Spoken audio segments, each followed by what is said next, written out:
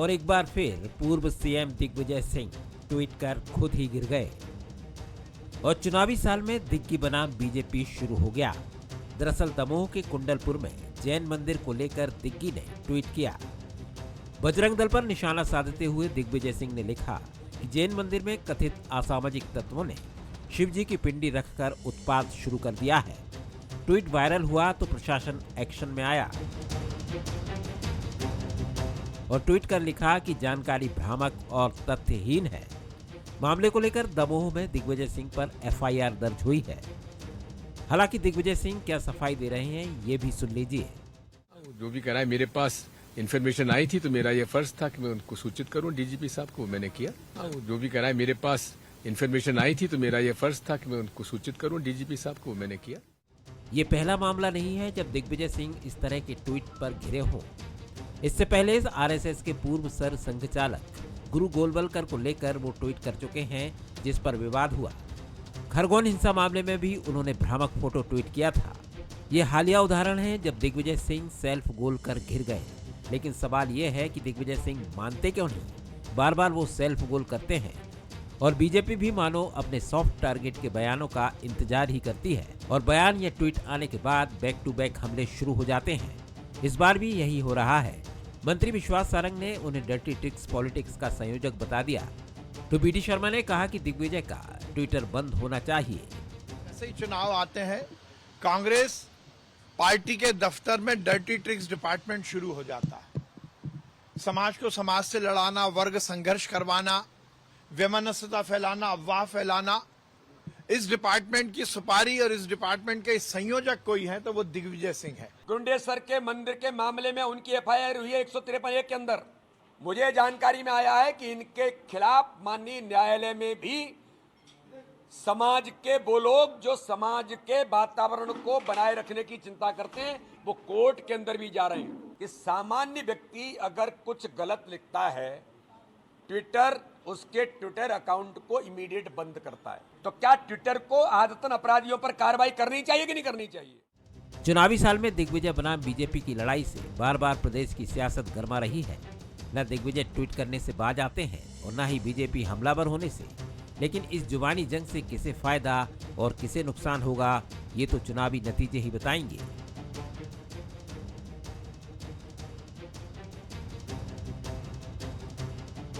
सवाल नंबर 1, दिग्गी बनाम बीजेपी से किसे फायदा और किसे है नुकसान? सवाल नंबर 2, दिग्गी के सेल्फ गोल से क्या कांग्रेस की मुश्किलें बढ़ सकती हैं? सवाल नंबर 3, क्या दिग्विजय अपनी छवि से बीजेपी को फायदा पहुंचा रहे हैं? और हमारा आज का मुद्दा है, दिग्गी हैं कि मानते नहीं।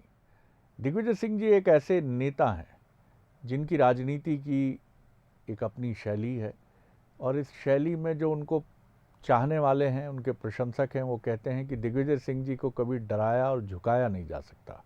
और उनके आलोचक जो उनकी पार्टी में भी हो सकते हैं, वो कहते हैं कि भैया ध्यान रखना, कब गाड़ी इधर उधर उतर जाएगी कोई भरोसा नहीं।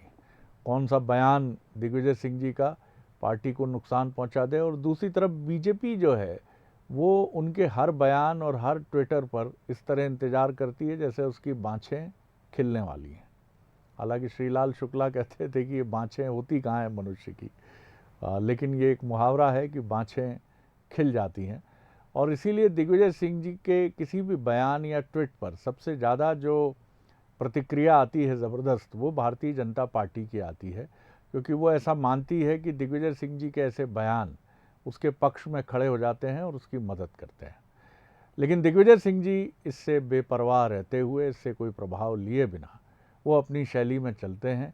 इसके पहले भी उन पर ऐसे मामले एक दो बार नहीं, कई बार कहना ही ज़्यादा ठीक होगा कि मामले हुए हैं। जब ये बात हुई कि उन्होंने कहीं से मिले इनपुट के आधार पर ये ट्वीट कर दिया, इस मामले में भी उन्होंने कहा है कि जानकारी मिली थी और मैंने डीजीपी को इन्फॉर्म किया है।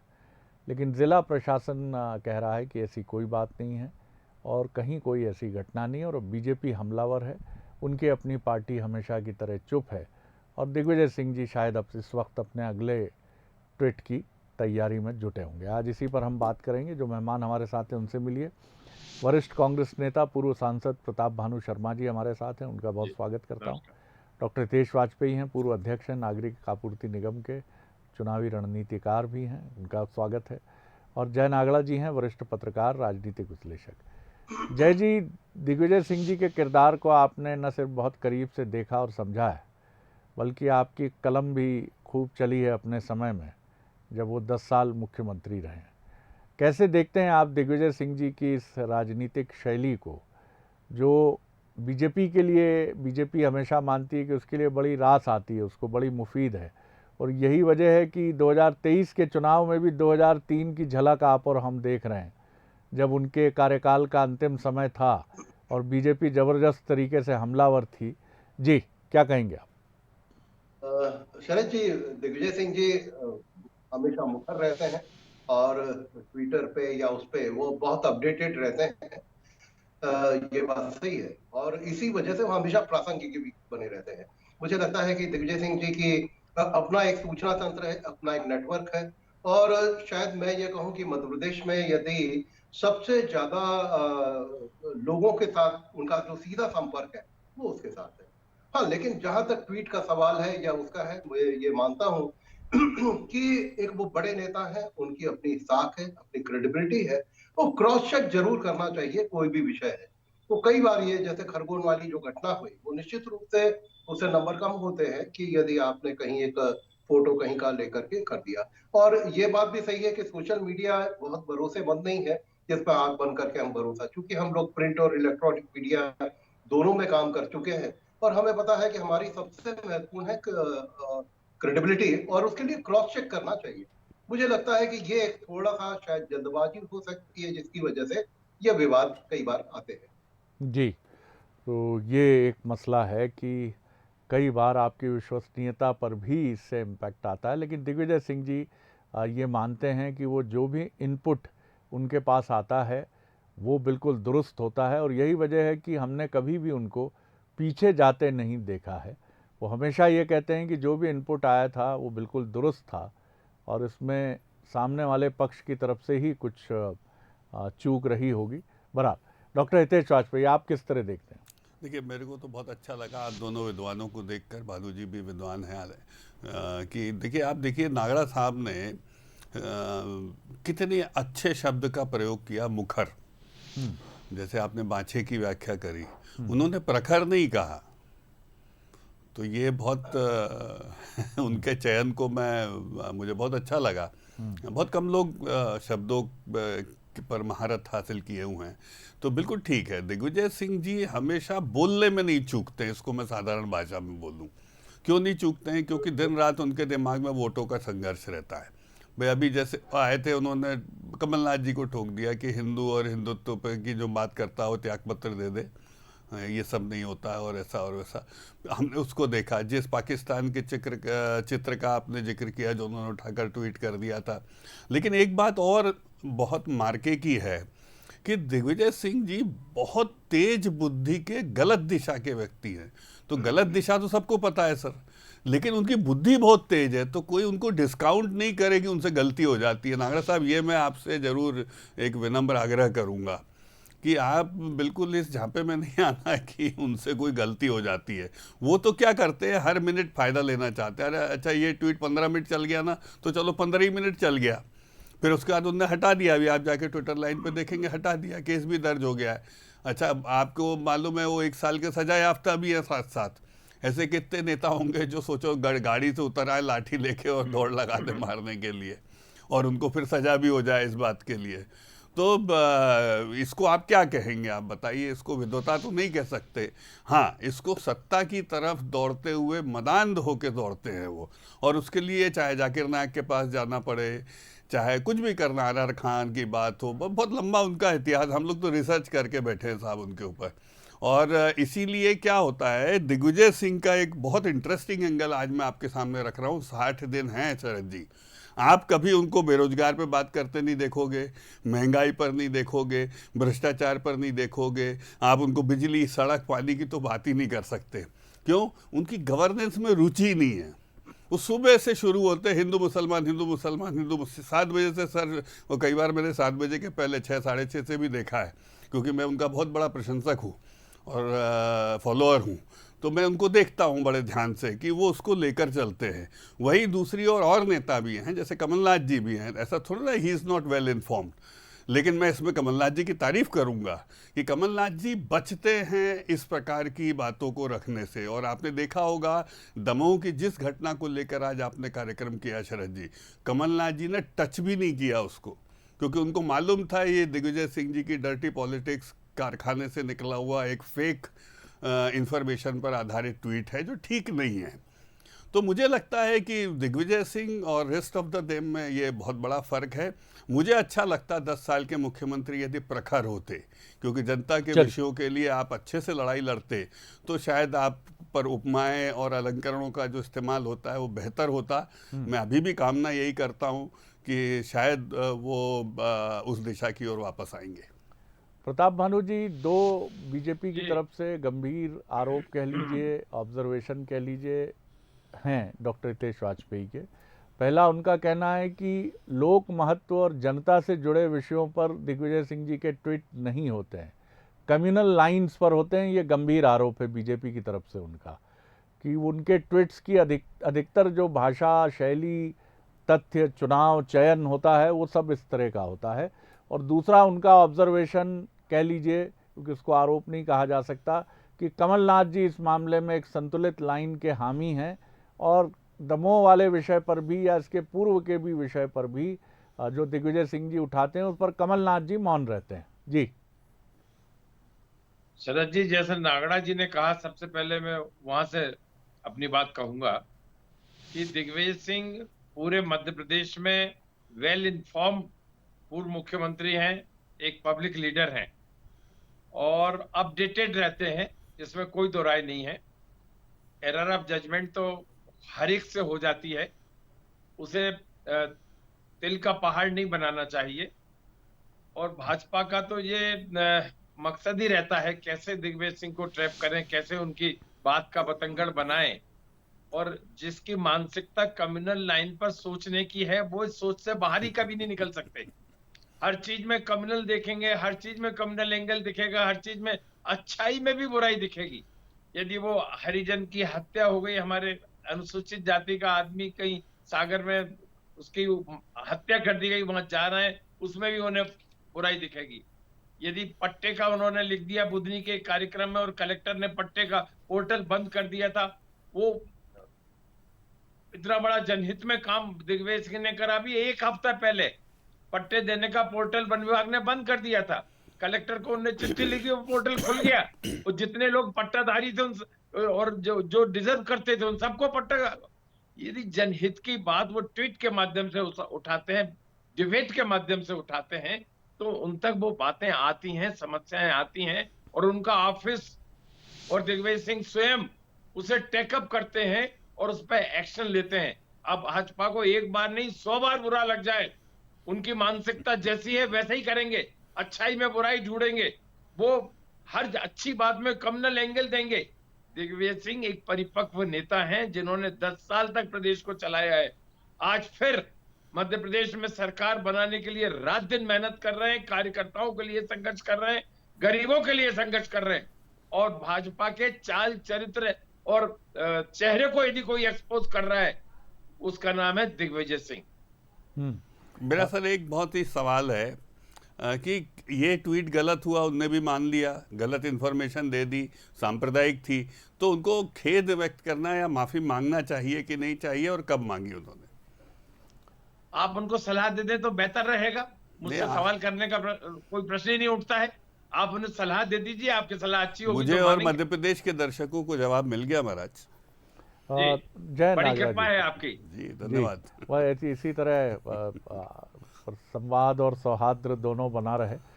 जय जी, अहम बात ये भी है कि क्या दिग्विजय सिंह जी की ये शैली, राजनीतिक शैली, उनकी अपनी पार्टी के लिए फ़ायदेमंद है, या वो एक तेज तर्रार नेता की जो उनकी छवि आरंभ से रही है, ख़ासतौर से जब से राष्ट्रीय राजनीति की तरफ उनका कदम करीब करीब 2 दशक पहले बढ़ा है, तो उनकी एक ऐसे लीडर की छवि है जो अक़लियतों का एक मुखर नेता है, मैं इसी शब्द का प्रयोग करूं अगर डॉक्टर हितेश वाजपेयी जो कह रहे हैं, जो ऐसी चुभती हुई और तीखी बातें करने से परहेज़ नहीं करता जो उन्हीं की पार्टी के बाकी लोग नेतागण कहने से बचते हैं, और कई बार उनकी अपनी पार्टी भी इसके लिए असुविधाजनक स्थिति में आ जाती है, चाहे वो कश्मीर में सर्जिकल स्ट्राइक को लेकर उनका बयान हो या उरी अटैक को लेकर उनका बयान हो। आप किस तरह देखते हैं, क्या वो अपनी पार्टी के लिए कहीं चुनौती बनते हैं या उनकी ये शैली उनकी पार्टी को भी रास आती है? और शरद जी, जो मैं जैसे हितेश जी ने कहा कि वो उनके प्रशंसक हैं, है ना, मेरे साथ भी आपने देखा कि जब तक वो 10 साल मुख्यमंत्री रहे तो मैं बहुत खुल करके उनके खिलाफ लिखा। मैं शायद उनका सबसे बड़ा विरोधी भी हूँ और उतना ही बड़ा उनकी कुछ खूबियां हैं, मैं उनका प्रशंसक भी हूँ और ये कहने में मुझे कोई संकोच नहीं। देखिए, मैंने एक चीज महसूस की, दिग्विजय सिंह जी बहुत लाभ हानि को विचार किए बिना बोलते हैं, ये बात सही है, और इसकी वजह से कई बार पार्टी को बैकफुट पे आना पड़ता है, कई बार कुछ नुकसान भी होता है। लेकिन वो जो उनके अंदर जो बेचैनी है वो शायद चुप नहीं, मतलब उसको जब भी कोई इशू आता है वो अपनी बात को कहते हैं। ये बात सही है कि कई बार वो चीजें गलत भी हो सकती हैं।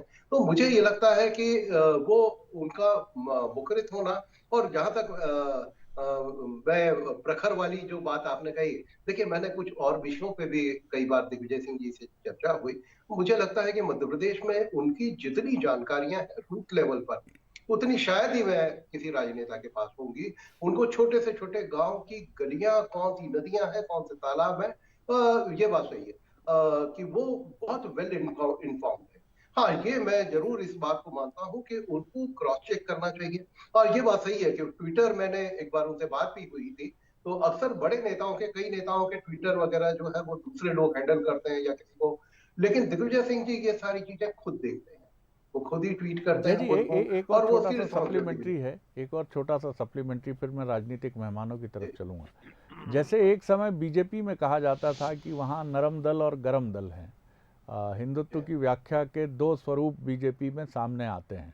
ये करीब करीब 1.5 दशक 2 दशक पहले की बात है, और ये भी माना जाता था कि जो हार्डकोर लाइन ऑफ थिंकिंग है उसको बैलेंस करने के लिए एक mild core line of thinking भी बीजेपी में बराबर मौजूद है। क्या आपको लगता है कि जिस तरह हिंदुत्व की लाइन को लेकर अब कांग्रेस बिल्कुल बहुत बिना दुविधा के आगे बढ़ रही है, तो उसमें संतुलन की एक रेखा दिग्विजय सिंह खींचने की कोशिश करते हैं, या ये किसी सोची समझी स्ट्रैटेजी की तरफ भी जाता है क्या?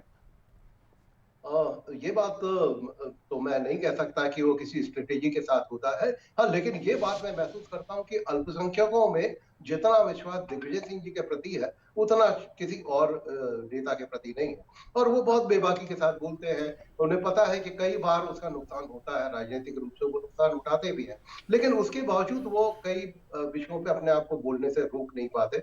और ब्यूरोक्रेसी को लेकर के भी जो मुझे लगता है कि जो पकड़ उनके पास है, वो शायद किसी दूसरे राजनेताओं के पास उतरी नहीं जी, चलिए। और ये कहीं ना कहीं उनका नेटवर्क ही है, सूचना का अपना नेटवर्क है।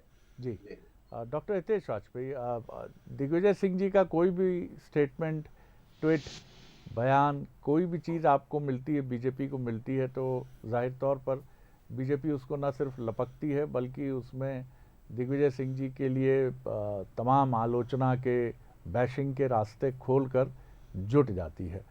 तो दिग्विजय सिंह इस मायने में आपके लिए, कि पार्टी में एक बड़ा वर्ग ये भी मानता है कि दिग्विजय सिंह जी कहीं ना कहीं अपनी इस तेज तर्रार और उग्र सोच के चलते बीजेपी की मदद ही करते हैं, तो इत्तेफाक रखते हैं आप?